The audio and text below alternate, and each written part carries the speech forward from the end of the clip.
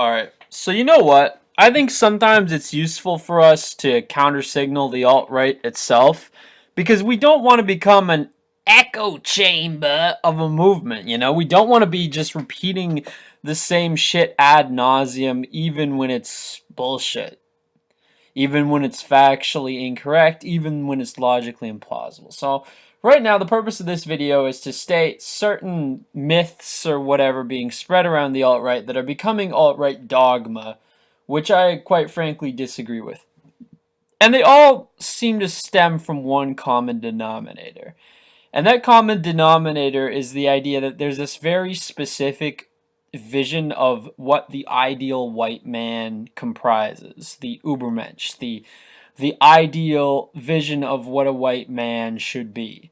And my argument is it's unrealistic that every white man should try to fill this image, and that in any society, even a traditionalist society that hasn't been filled with cultural Marxism, that hasn't been fucking controlled by Jews, there's still going to be white men who fall outside this very narrow box that a lot of the alt-right have defined as being the ideal white man. And what are some of these characteristics? Well, for one, they say that every white man should be an alpha male. I don't agree with that. I don't think every man can or should be an alpha male. Being an alpha male, it requires being somewhat of an extrovert. It requires being socially outgoing, being loud, going to a party, be like, "Hey, what's up, motherfuckers?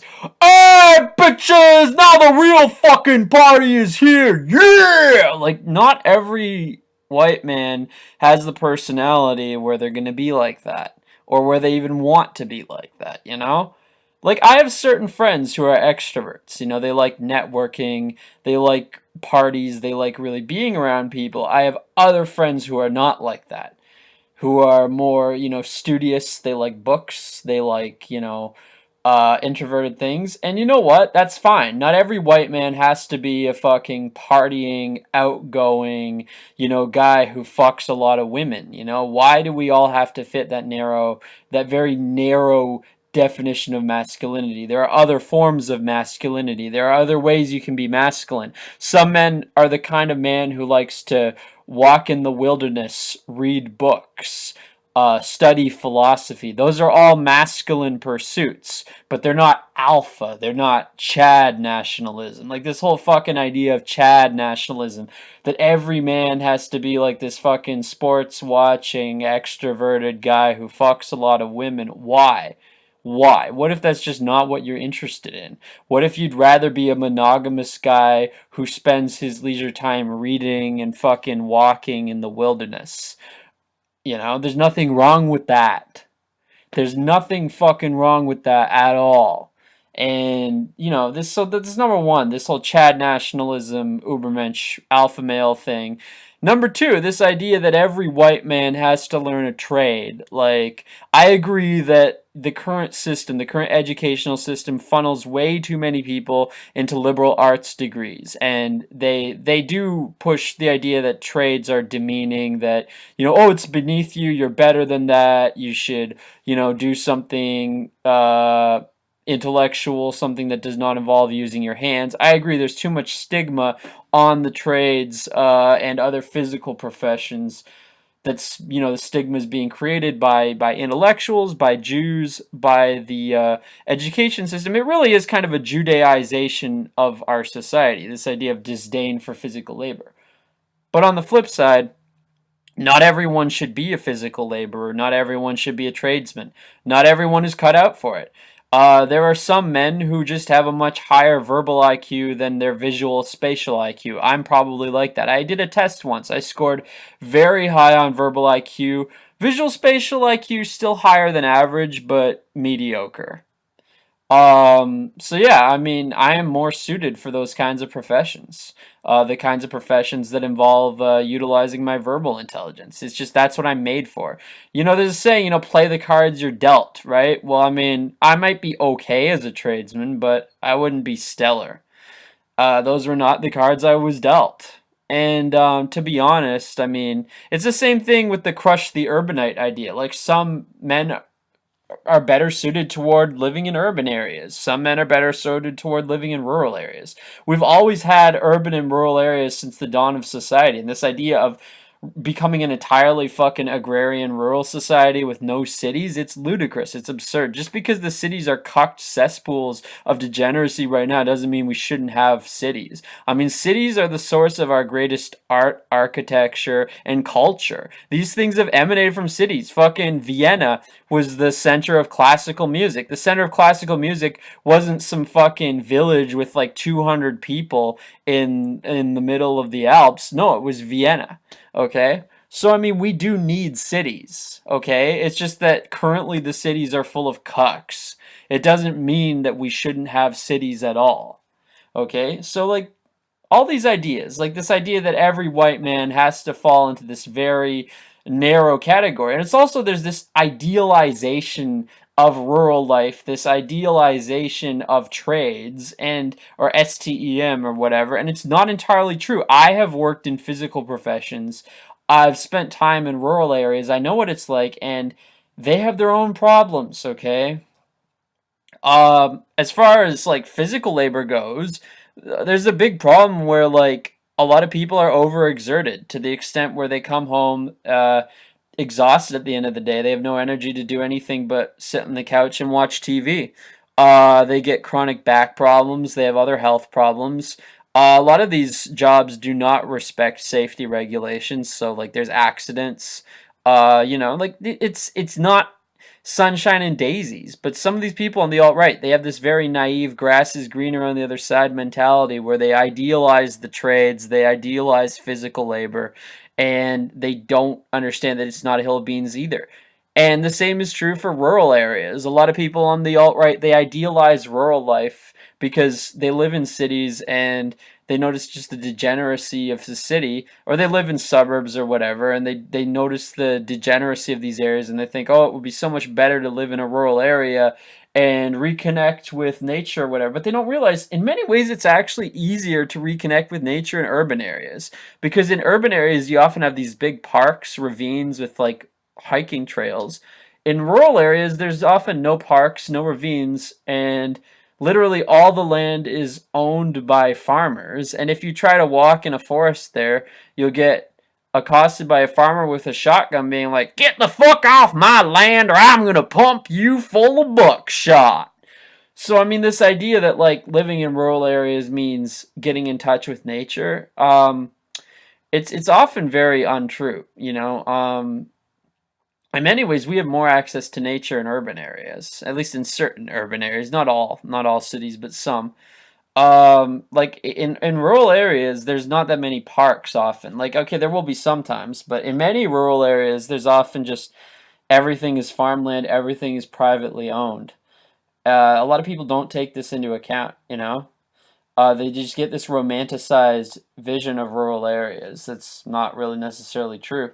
And also in a lot of rural areas, there's massive endemic drug problems, in small towns, you know, uh, places like West Virginia, Kentucky, you have these like endemic massive drug issues. So like this idea that it's some whitopia, like no, it isn't in every way. Like they have their own problems. That might be different from the problems we have in urban areas, and God knows the problems we have in urban areas are bad enough with all the immigration, the race mixing, the liberalism, the pause, the degeneracy, believe the rootless cosmopolitanism, the consumerism. We have so many problems. But rural areas have their own problems. I'm not saying, they're probably better overall, but they do have their own problems. And those problems, they're not minor, like the drug use, the massive unemployment, the poverty. Like these are real things, they have their own forms of degeneracy also. So I mean, I'm just saying we shouldn't rush to like idealize rural life and to assume that rural life is the solution for everyone. There are some people who are better suited to living in urban areas, and also, I think in many ways, there are large portions of the alt right that are urbanite focused. Like I mean, a lot of the people I've met in the alt right are urbanites. I mean, I've met people in real life. We meet in urban areas, and a lot of us, we have urban tastes. We like museums. We like classical music, not country music. Um, We like going to the symphony. I mean, I don't personally go to the symphony that much, but I mean, a lot of them do. They like symphonies, they like stuff like that, you know. They might like move like certain foreign films or art films that are very hard to come by unless you live in a major urban area, you know, to go to the cinema to see those kinds of movies. I'm just saying there's a lot of people in the alt-right who have that kind of cultured urbanite. Like there is such a thing as the cultured urbanite that has existed for a long time, like even in the 19th, 18th, 17th century. And those kinds of people were often the biggest propagators of like positive European culture. They're patrons of things like classical music, you know? So this idea that urbanite culture is inherently degenerate, that's not true at all. Urban areas have often been the biggest promoters of our classical European culture. These are the places where often this culture flourished and was established. So yeah, and I mean, again with the trades, it's like they idealize the trades, but like you go into these kinds of jobs and you'll often have bosses who are like, "Oh, what the fuck are you doing there, eh? You're taking a bathroom break? That's stealing. You're fucking stealing company money there, eh? You're using company time to go take a shit. That's fucking theft, eh? You get back out there on the floor, eh? When you're fucking on the toilet, you're not working, eh? That's stealing." I'm not kidding. Like there are people like that. Like a lot of the bosses in the trades or in not necessarily trades, but in like physical type jobs are they act in that kind of way.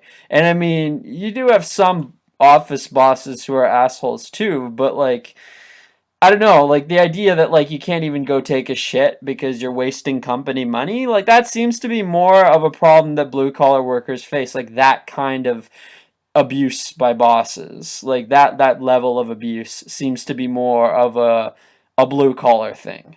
And so I mean again, like when people idealize blue collar work, it's not entirely true. Like there's a lot of awful things about working in a blue collar job. I mean, I get what they're saying, like, oh, you feel like you're actually creating something. I understand that.